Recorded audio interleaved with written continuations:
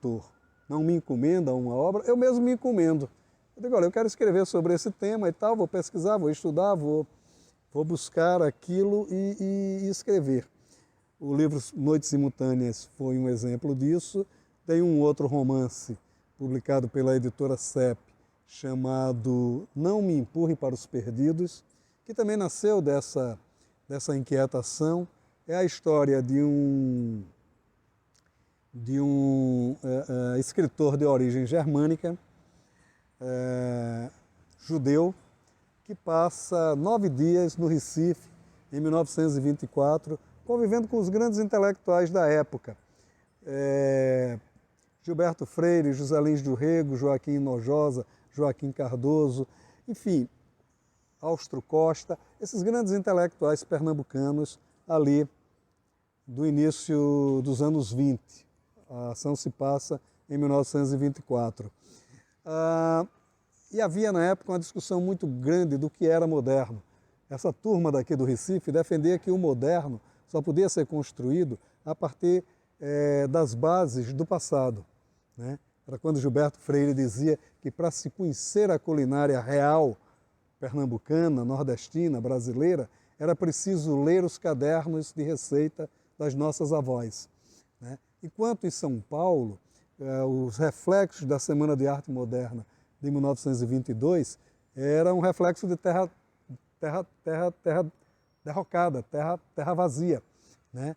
Tudo começaria a partir de fevereiro de 1922, quando se deu a Semana de Arte Moderna. A partir dali se construiria o moderno, a arte moderna e tudo moderno. Bom, a gente viu pela história que o Gilberto Freire tinha razão. Mas o meu livro reflete isso, e diante da perplexidade de um escritor de origem germânica, que parte de uma pergunta muito curiosa. Ele sempre se pergunta o seguinte: como é que esta nação, que há pouco mais de 20 anos era escravagista, está se discutindo a modernidade? E onde é que está a população, que é a base dessa população, a base do povo que construiu essa terra, está? Onde é que ela anda? Ele ouvia daqui do Recife reflexos, ecos do que acontecia no sertão, onde os cangaceiros, o cangaço, estava com toda a sua força. E ele dizia, mas isso é uma gesta medieval, né? Quer dizer, como é que eu posso ir ao cinema, né, para ver a Paula Negri, que era a grande diva da época, enquanto no sertão há uma guerra fratricida, né?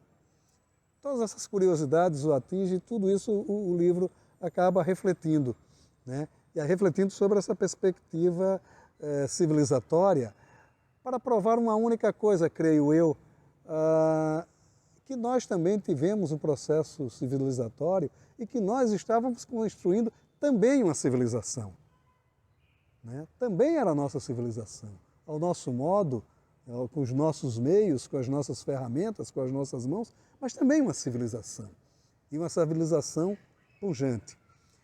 Então, quer dizer, o escritor, na verdade, pelo menos no meu caso, a gente escreve mais para conhecer, mais para perguntar, do que propriamente para responder ou mesmo para ensinar, né? A gente, na verdade, quer instigar as pessoas. Se você pegar, por exemplo, a frase inicial do Grandes Sertões Vereda, nonada, tiro que se ouviu não foi tiro não, você começa a ter toda uma dimensão do que é o resquício de violência que domou o sertão de Minas Gerais. Mas isso não é nada, não nada. O fundamental é o que está por trás desse tiro. O fundamental é o que está na alma deste homem que construiu os sertões de Minas Gerais. Todo o livro, mais ou menos, ele se baseia por aí. Se você pegar hoje as grandes gestas nordestinas de escritores como Graciliano Ramos, Raquel de Queiroz, José Lins do Rego, você vai ver uma coisa curiosa. Aquele homem rústico, aquele homem rude, aquele homem que domou o próprio destino. E você diz, esse homem não existe, mas existe. Ele deixou de montar o cavalo. Está hoje passeando de moto. Mas é o mesmo homem, se você o analisar, se você buscar o âmago deste homem. E é esta mesma sociedade que começou ontem e que se reflete hoje, que a gente, como escritor, procura vislumbrar, procura elevar na sua grandeza e na sua perspectiva de vida. Porque é isso que nos doma, como escritores e como homem público. Igual eu não sei muito bem porque eu escrevo, não. Eu escrevo porque eu gosto. Primeiro, né? É um prazer muito grande. Mas uma vez me perguntaram isso em um colégio. Eu estava no colégio aqui do Recife e um aluno me perguntou: por que o senhor escreve? Eu digo: olha, eu escrevo porque na verdade, eu sou um grande mentiroso. E como é melhor ter fama de escritor do que de mentiroso, toda a minha mentira eu escrevo. Eu pego minhas mentiras, as mentiras que eu iria contar, escrevo e pelo menos fico, né? É uma fama melhor de ser encaminhada. Mas, na verdade, a gente escreve por prazer e por tentar decifrar que mundo é esse que a gente vive. Que isso é uma loucura, né? O que é isso, enfim? Para quê, né? Por que estamos aqui? Por que, enfim? E essas inquietações mesmo, né? E aí a gente fica conhecendo umas histórias que dá vontade de contar. Dá uma precisão de contar sobre isso. Eu lembro perfeitamente que eu morava no interior de Pernambuco e teve aqui no interior, em Palmares, e teve um fato lá muito curioso. Um grupo de hippie passou pela cidade e levou uma das moças bonitas de Palmares, fugiu com um hippie. 2, 3 anos depois ela volta à cidade, o marido tinha sido assassinado, e ela voltava com o filho e tal. E aquilo era uma tragédia, a gente sabia. E isso ficou comigo, essa história, o tempo todo e tal. Eu lembrei dessa história anos depois, quando eu, caminhando pelo Brasil para fazer matérias, para fazer entrevistas, eu comecei a refletir sobre uma coisa interessante. O que restou da contracultura? A contracultura que buscou tanto um universo de paz, que dizia que a partir do próximo milênio o mundo seria melhor, teríamos um mundo de paz, entraríamos na era de Aquários. Depois eu descobri que essa era de Aquários tem 300 mil datas para se chegar, alguns dizem que não chegou, outros dizem que já passou, enfim. Eu não entendo, foi até bom eu não ter estudado astrologia, porque eu estaria com um nó na cabeça hoje. A verdade é o seguinte, é que talvez a era de Aquários não se realizou, né? O mundo continua violento, o mundo continua nessa apreensão, falhou o ideário da contracultura. O que é que restou disso? Eu comecei a refletir sobre isso e criei a história de um advogado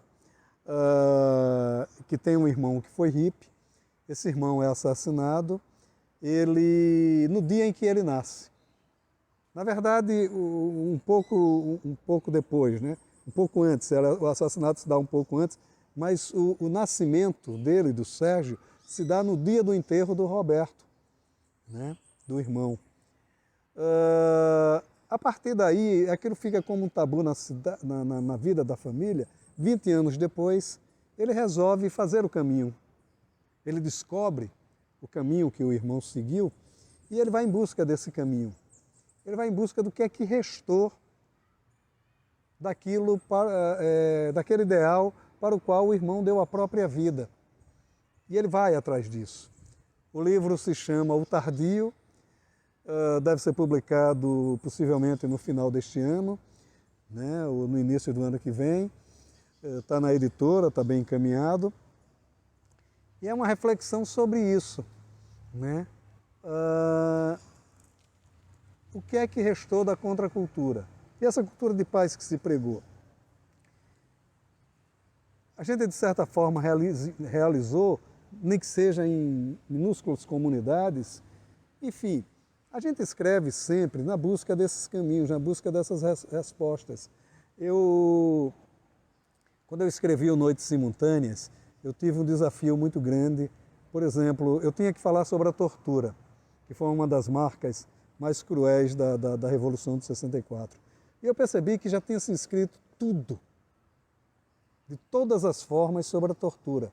Porque se você pegar, tem um manual da Inquisição, de 1500 e pouco, chamado Martelo das Feiticeiras, onde se ensina como torturar as feiticeiras, para que elas confessem seus crimes. Ora, desde lá você já tem esses depoimentos. Aí eu parti de uma coisa, eu digo, olha, talvez seja um ponto de crueldade o que eu vou fazer, mas eu acho que deve ser feito isso. Eu fiz um relatório onde um torturador conta o que foi que aconteceu numa sala de tortura para o seu superior.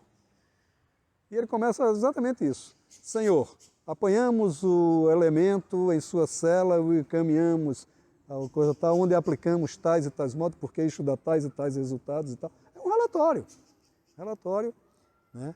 E eu lembro que uma vez eu lendo isso em um clube de leituras, um rapaz que chegou atrasado, né, eu percebi que ele estava incomodado e no final, quando eu acabei de falar, ele disse, você escreveu isso? Eu escrevi e tal, né? Enfim, escritores têm dessas coisas. Mas eu estava achando que você, quando eu entrei, como eu não sabia que era o relatório de um torturador, eu digo, esse homem é um sádico. Porque da forma que ele está, a impessoalidade com que ele está tratando o tema, isso é coisa de sadismo. Mas era essa a impressão que eu queria, né? O certo sadismo que move um torturador. Então a gente busca mover nossos personagens a partir dos seus sentimentos. Então os sentimentos não são nossos, são dos nossos personagens. Porque existem pessoas que são assim, é preciso que se diga, é preciso que se toque em determinadas feridas. Quando eu escrevi o Não Me Empurre para os Perdidos, tinha uma cena em que o protagonista, ele com toda a liberalidade europeia já da época, ele vai ao cinema com a pretensa namorada e há uma espécie de diálogo surdo entre eles, discutindo a moral da protagonista sob dois prismas. Na verdade, o que eu estou botando ali, o que eu pus ali, foram duas culturas em confrontos. Mas que, na verdade, são duas culturas e estão no mesmo nível. Porque, na verdade, não existe uma cultura superior à outra. Na verdade, existem culturas que se complementam, né? E eu aprendi isso muito quando, durante um período de minha vida, também por uma questão de trabalho, também pelo jornalismo, né? Eu convivi um certo período com os índios do Xingu e eu percebia isso, né?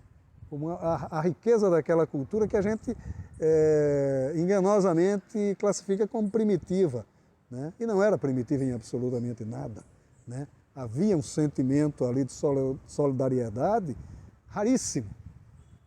Havia ali um sentimento, há ali um sentimento de respeito pelo próximo raríssimo, né? Há um sentimento de igualdade entre as pessoas raríssimo. E é isso que a gente tem que respeitar, né? Todos os elementos que nos faltam do ponto de vista humanitário, e nós que se dizemos superior, está na comunidade indígena. Então eles não são inferiores em absolutamente nada. E são essas questões que nos movem a escrever, pelo menos que me movem a escrever, que me deixam continuar escrevendo, contando minhas mentirinhas. Agora, por favor, acreditem nas minhas mentiras. Pois sempre eu sou questionado como começa essa questão da leitura na minha vida, né? Eu sempre fui um leitor compulsivo, né? Isso determinou tudo. A rigor eu não sei, né? Eu leio porque sempre gostei de ler, né? Agora, é fundamental que se diga o seguinte, na minha casa, em Palmares, a gente tinha poucos livros, eu não lembro de ter muitos livros, mas tinham boas bibliotecas em torno. Meu pai, farmacêutico, né, muito envolvido com o trabalho, passava o dia todo na farmácia e tal. Minha mãe também trabalhava com ele, mas é uma coisa curiosa, minha mãe fez na época o curso de filosofia, o que hoje seria o curso talvez de pedagogia, não seria de filosofia mesmo, mas era uma coisa muito voltada ao magistério. Ela era professora mesmo, né? Embora não tenha exercido a profissão, né? Ela casou muito nova e se dedicou muito a trabalhar no comércio com meu pai farmacêutico. E tinha minha avó, Dona Bibi, que morava em Catende, que era uma grande leitora também.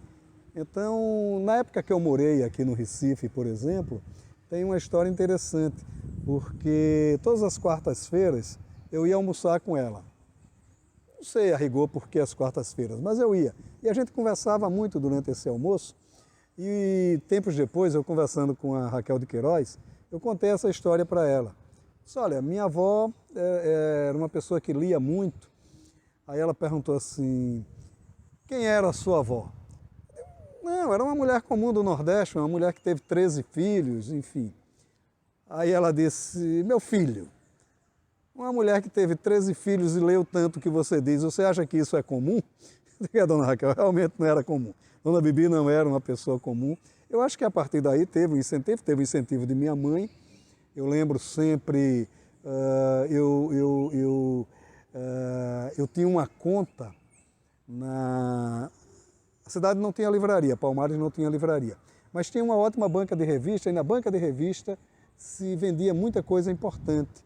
Então eu lembro de ter lido muito livros e coleções de livros, coleções de literatura clássica, de literatura brasileira, que era vendido na banca de revista. E como eu tinha uma conta lá, eu ia comprando, meu pai chegava no final do mês, final de semana, enfim, pagava aquelas minhas leituras todas.